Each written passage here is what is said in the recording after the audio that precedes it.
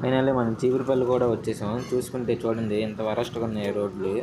మరీ దారుణంగా అయితే ఉన్నాయి రోడ్లు. అంటే ఇక్కడ బ్రిడ్జి కన్‌స్ట్రక్షన్ అయితే జరుగుతుంది. మన రైల్వే ట్రాక్ పైనుంచి బ్రిడ్జి. అందుకే రోడ్లు అయితే బాగోలేదు. చూసుకుంటే మనం చీపురుపల్లి షాపులన్నమాట ఇయన్నీ. చూసుకుంటే మీకు నేను విజయనగరం దాకా మీకు అన్నీ చూపిస్తాను.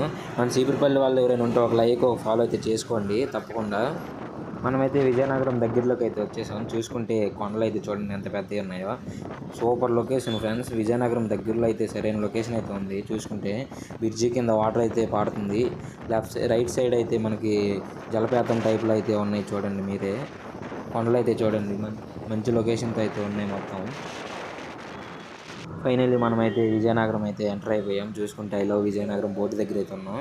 మా వేరే అన్నయ్య వాళ్ళు వస్తున్నారంటే మనమైతే ఇక్కడ ఉన్నాం.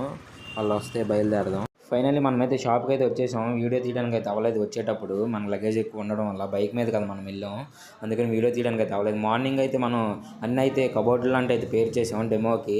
మన పొందూరులో ఎక్కలేని సరుకు అంతా మన ఎంఎస్ ఫోటోగ్రఫీలో అయితే దొరుకుతుంది. విజిట్ అయితే అయిపోండి తొందరగా. తప్పకుండా లైక్ అయితే చేయండి, ఫాలో అయితే చేయండి ఫ్రెండ్స్. మళ్ళీ నేనైతే ఇంకో వీడియోతో అయితే కనిపిస్తా. అందరికీ బాయ్.